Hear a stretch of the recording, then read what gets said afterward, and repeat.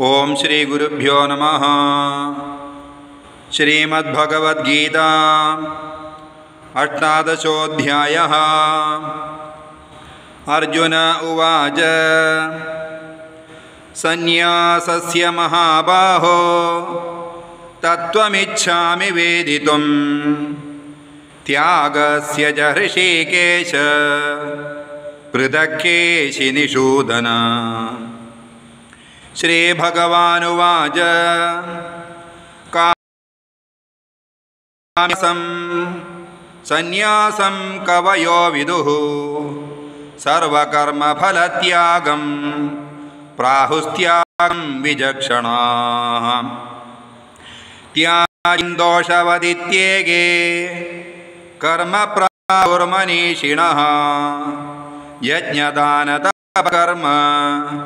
न त्याज्यमिति चापरे। निश्चयं शृणु मे तत्र त्यागे भरतसत्तम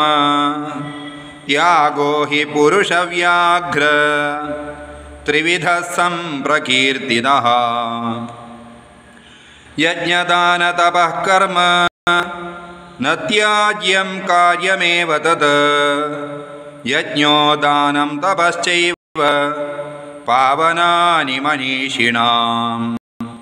एतान्यपि तु कर्माणि सङ्गं त्यक्त्वा फलानि च कर्तव्यानीति मे पार्थ निश्चितं मदमुत्तमम्। नियतयतु सन्न्यासः कर्मणो नोपपद्यते मोहात्स्यागः तामसः परिकीर्तितः। दुःखमित्येव यत्कर्म कायक्लेशभयात् त्यजेत् स कृत्वा राजसं त्यागं नैव त्यागफलं लभेत्। कार्यमित्येव यत्कर्म नियतं क्रियतेऽर्जुन सङ्गं त्यक्त्वा फलं चैव सत्यागः सात्विको मदः। न द्वेष्ट्य कुशलं कर्म कुशलेनानुषज्यते त्यागी सत्त्वसमाविष्टो मेधावी छिन्न संशयः। न हि देहभृता शक्यं त्यक्तुं कर्माण्यशेषतः यस्तु कर्मफलत्यागी सत्यागीत्यभिधीयते। अनिष्टमिष्टं मिश्रं च त्रिविधं कर्मणः फलं भवत्यत्यागिनां प्रेत्य न तु सन्न्यासिनां क्वचित्। पञ्चैतानि महाबाहो कारणानि निबोध मे सांख्ये कृतान्ते प्रोक्तानि सिद्धये सर्वकर्मणाम्। अधिष्ठानं तथा कर्ता करणं च पृथग्विधं विविधाश्च पृथक् चेष्टा दैवं चैवात्र पञ्चमम्। शरीरवाङ्मनोभिर्यत् कर्म प्रारभते न्याय्यं वा विपरीतं वा पञ्चैते तस्य हेतवः। तत्रैवं सति कर्तारम् आत्मानं केवलं तु यः पश्यत्यकृतबुद्धित्वात् न स पश्यति दुर्मतिः। यस्य नाहं कृतो भावो बुद्धिर्यस्य न लिप्यते हत्वापि स इमान् लोकान् न हन्ति न निबध्यते। ज्ञानं ज्ञेयं परिज्ञाता त्रिविधा कर्मचोदना करणं कर्म कर्तेति त्रिविधः कर्मसङ्ग्रहः। ज्ञानं कर्म च कर्ता च त्रिधैव गुणभेदतः प्रोच्यते गुणसङ्ख्याने यदावच्छृणुतान्यपि। सर्वभूतेषु येनैकं भावमव्ययमीक्षते अविभक्तं विभक्तेषु तज्ज्ञानं विद्धि सात्विकम् पृथक्त्वेन तु यज्ञानं नानाभावान् पृथग्विधान् वेत्ति सर्वेषु भूतेषु तज्ज्ञानं विद्धि राजसम् यत्तु कृष्णवदेकस्मिन् कार्ये सक्तमहैतुकम् अतत्त्वार्थवदल्पञ्च तत्तामसमुदाहृतम्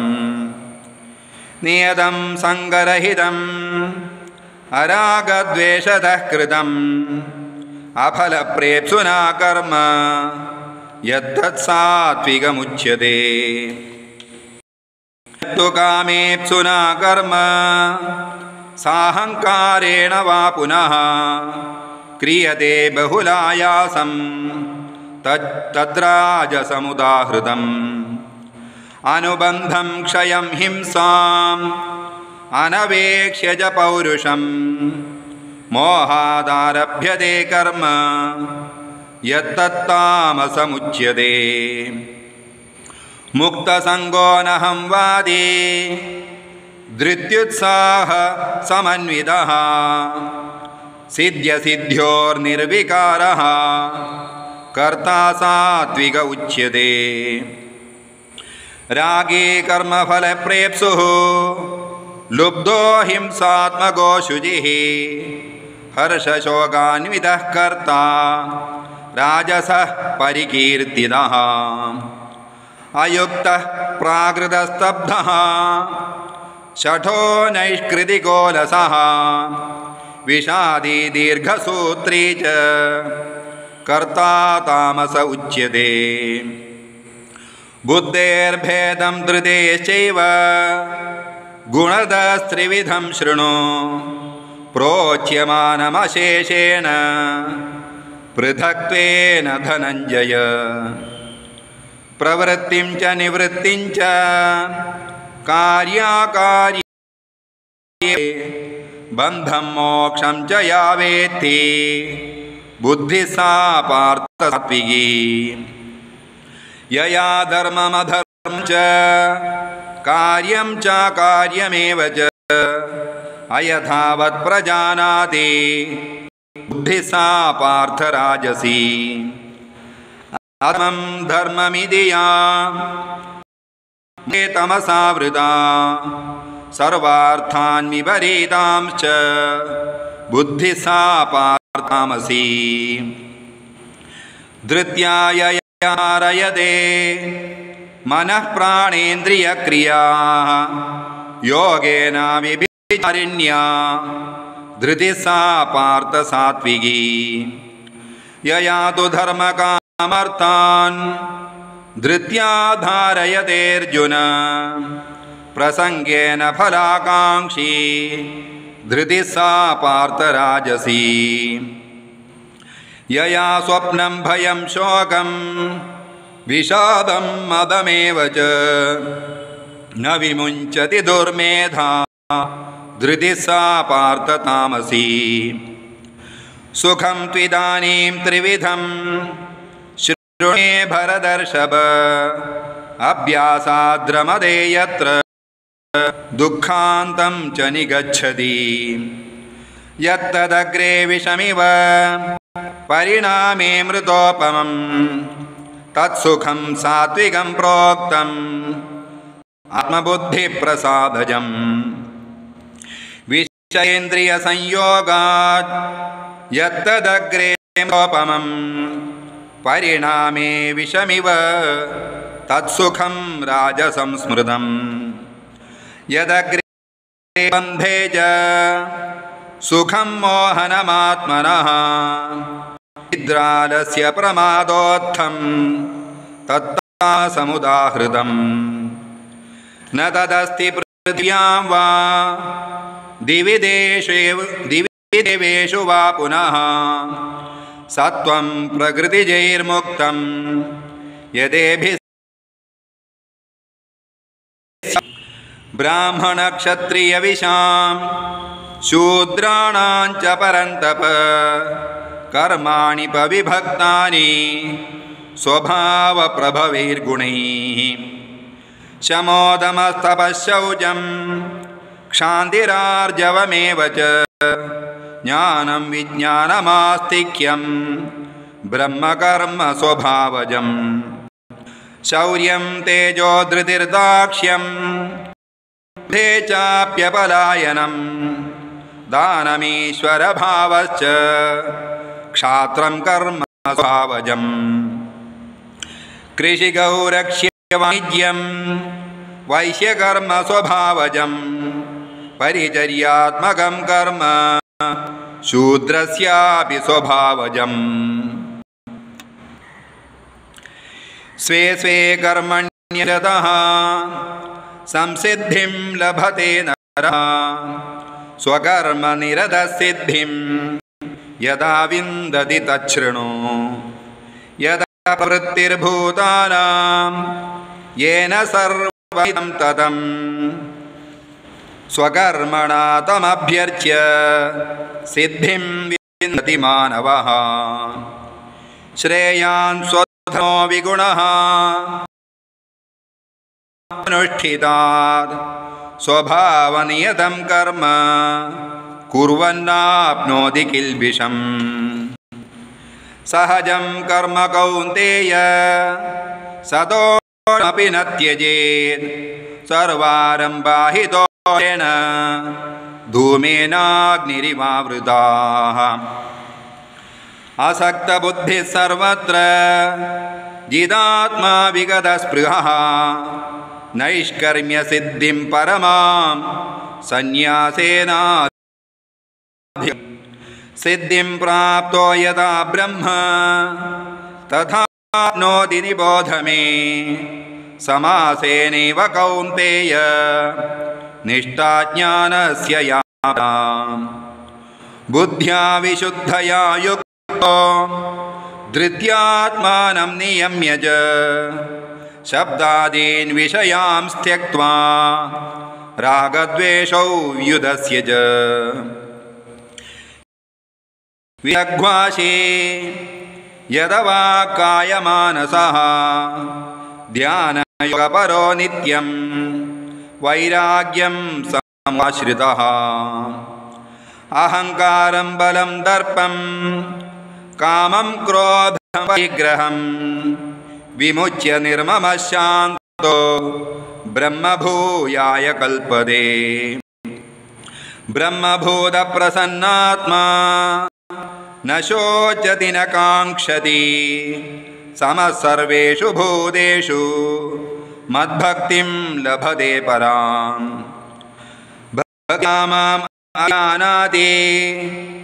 यावान्यश्चास्मि त्वदः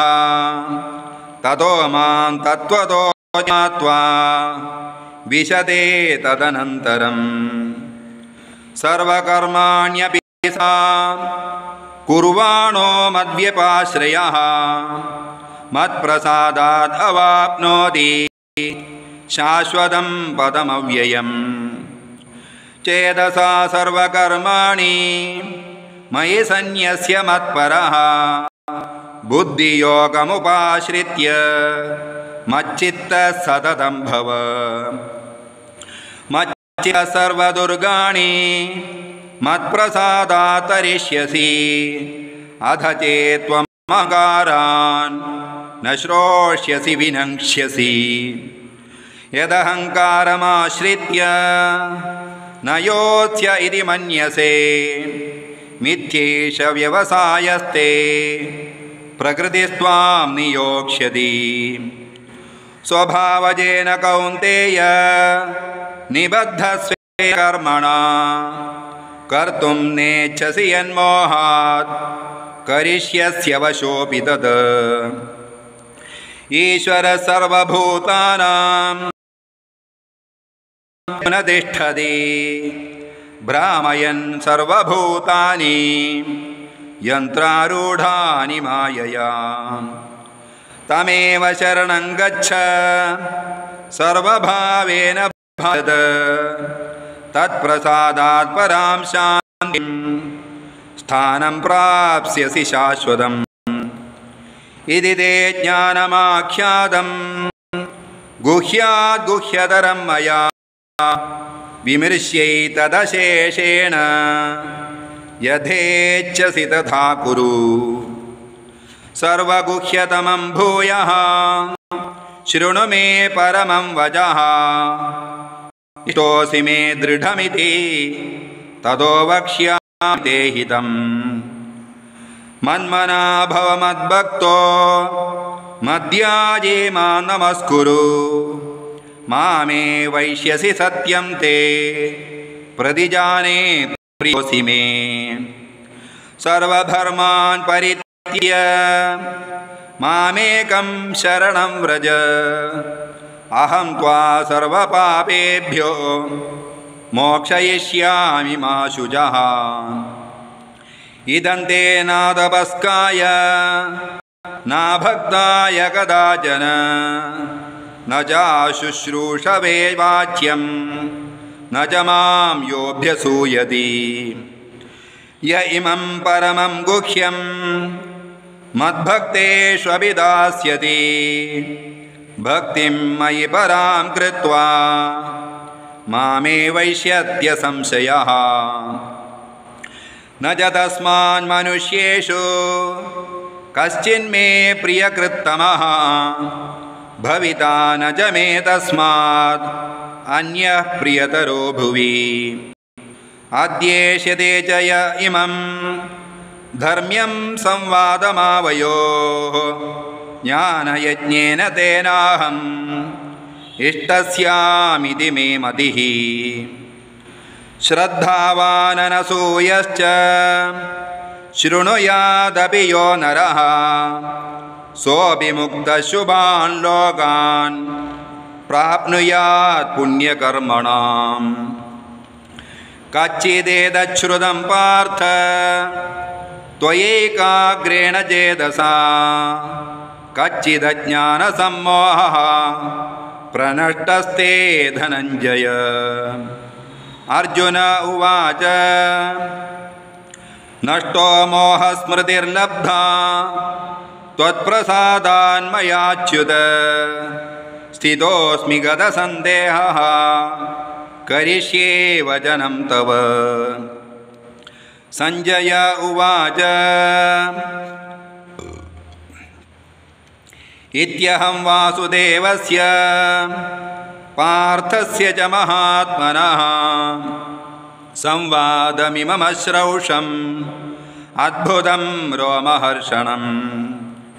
व्यासप्रसादाच्छ्रुतवान् एतद्गुह्यमहं परं योगं योगेश्वरात् कृष्णात् साक्षात् कथयतः स्वयं राजन् संस्मृत्य संवादमिममद्भुतं केशवार्जुनयोः पुण्यं हृष्यामि च मुहुर्मुहुः तच्च संस्मृत्य रूपमत्यद्भुतं हरेः विस्मयो मे महान् राजन् हृष्यामि च पुनः पुनः यत्र योगेश्वरः कृष्णो यत्र पार्थो धनुर्धरः तत्र श्रीर्विजयो भूतिः ध्रुवानीतिर्मतिर्मम ॐ तत्सदिति श्रीमद्भगवद्गीतासु उपनिषत्सु ब्रह्मविद्यायां योगशास्त्रे श्रीकृष्णार्जुनसंवादे मोक्षसंन्यासयोगो नाम अष्टादशोऽध्यायः। ॐ तत् सत् श्रीकृष्णार्पणमस्तु। ॐ